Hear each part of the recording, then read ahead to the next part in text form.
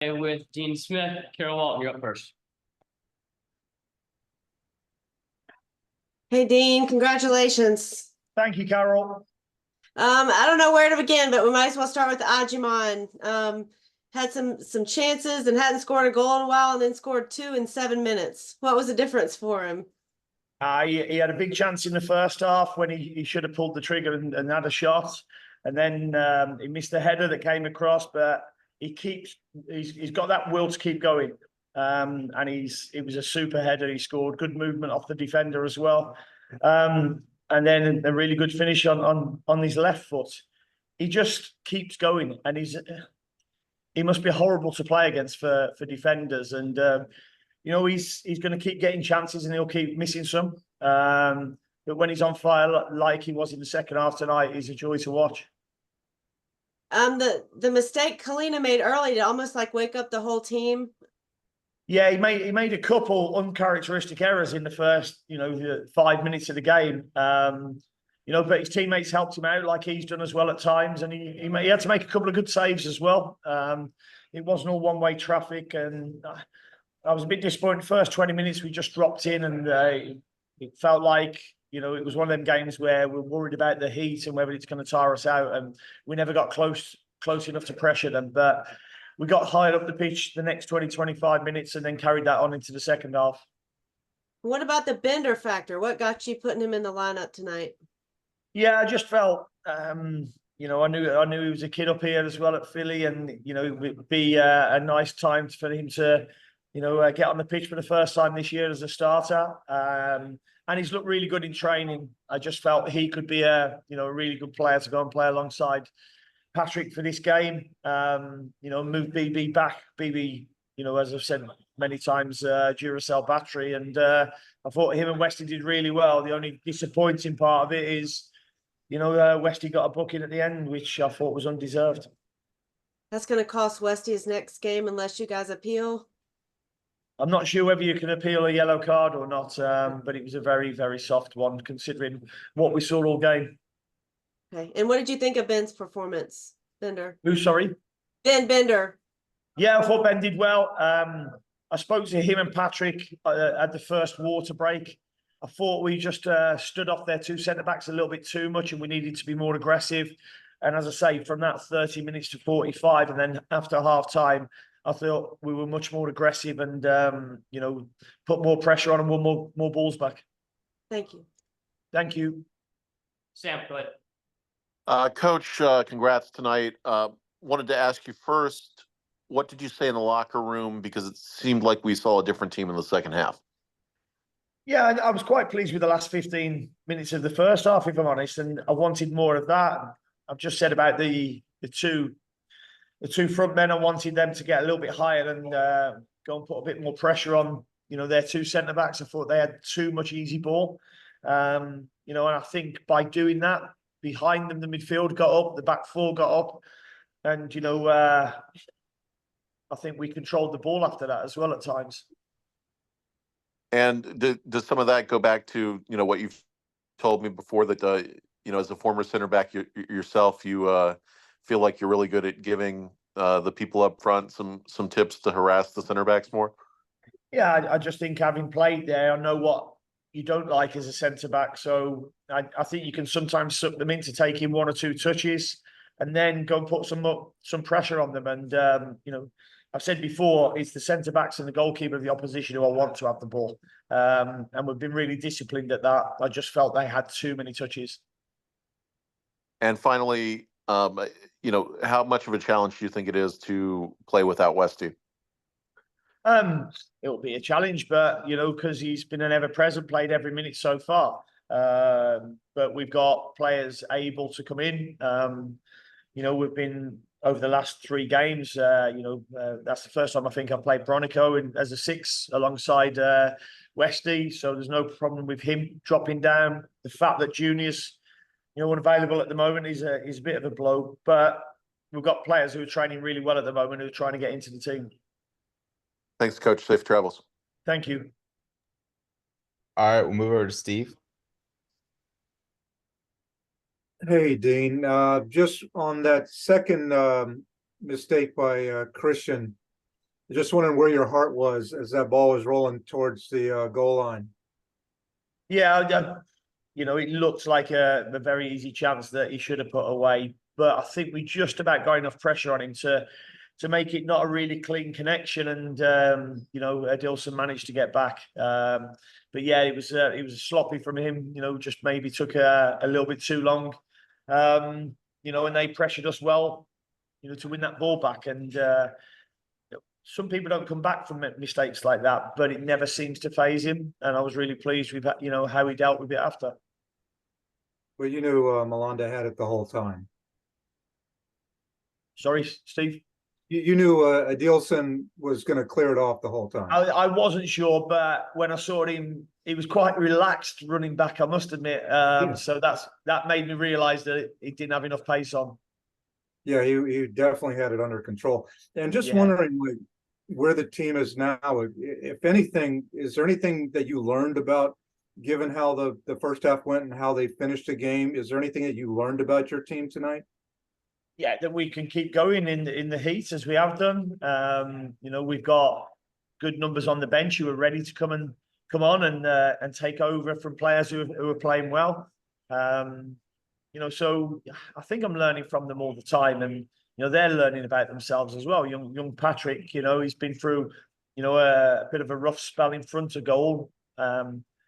But he gets no complaints from his teammates because of the work and the effort he puts in and the chances he creates for others as well. So I think the togetherness he's there for all to see, because he deserved them 2 goals today, and I don't think anybody in the team would have begrudged him them goals. With his long legs and his pace and stuff, and his ability to still surprise defenders who don't kind of realize how fast he is there a confidence in playing the long ball up that no matter where you put it, he's got a pretty good shot to get it?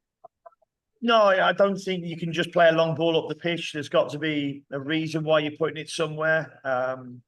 We knew, their right-sided centre-back, Lesnes, he likes to travel with the ball forward. And I said to Patrick, once he's out and you can't get there, then just go and take up the space behind him, because that's where the space is going to be. And then all the rest of the team know that. And it's an area we can go and exploit when we win the ball back. So, there's a lot of tactical nous, in sometimes building by having a number of passes in your half, and sometimes using the space that you've created. Great. Thank you. Nice win. Cheers, Steve.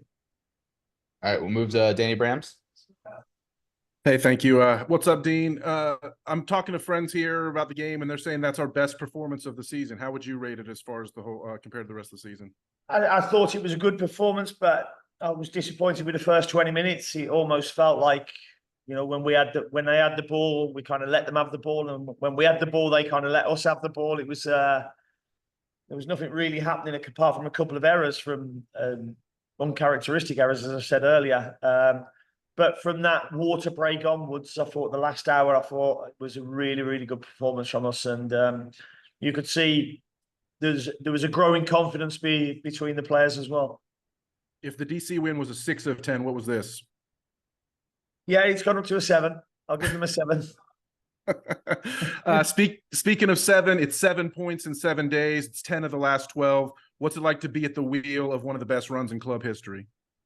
Yeah, no, it's really important that we don't rest on it. We always now will celebrate and enjoy that victory, but with one eye onto the next game, which is Houston, and that's all we can do. I said to the players before the game, we're past the halfway season, 17 games to go of this regular season, and it goes very quickly. So make sure we savor every game that we play and give it our best. How will you decide who wears the captain's armband on against Houston? I haven't even thought about it yet, to be honest, but we've got some candidates. We've got a leadership group within the team, within the squad. So I think there's plenty of candidates. Excellent. And then my final question, we're starting to see Yuri Tavares work his way back into the rotation. What are your thoughts on his performance tonight? Had some nice moves in attack when he subbed in late. And what has he done to get himself back into the rotation? Do you know what? It's the way he's trained. The intensity that he's trained at, he's trained really well over the last week or two, and he's earned his minutes by doing that. it was unfortunate that he didn't get a goal as well because he had a number of chances, and he showed he can go and hold the ball up, go and press defenders the way we want him to. So I was really pleased for him. Thank you, Dean. Good win. Cheers. All right, we'll go to Nick and then we'll end with Kara. Hey, Dean, congratulations. Thanks, Nick. With this win, this puts you with Charlotte FC with the first 20 games, your best 20 game start with any club you've ever coached. How does that feel? What do you think attributed is to that? I didn't know that, but the squad that we've got, how coachable they've been, but not just the squad and the players, the staff as well. They've all bought into what I want, what I'm trying to do. I think I first said when I came in, the biggest thing for me is culture, and I have to set that along with Zoran and the owners, and I think they've set certainly a really good example for us. They do an awful lot of work that I don't think gets seen by a lot of the public, and I think that culture is what's really impressed me so far, and the culture shift. And for me, that's part of what helps you get the start that we've had so far. Great. And then your outside backs, both Nate and Urinan, who had an assist tonight, leads the team with assists. They seem to be more offensive. Was it just what Philadelphia was allowing, or was it just that they just moved there? Yeah, I thought we played really well against Philly at home as well, and they played quite narrow. They play a diamond shape, so our out ball was always going to be our fullbacks.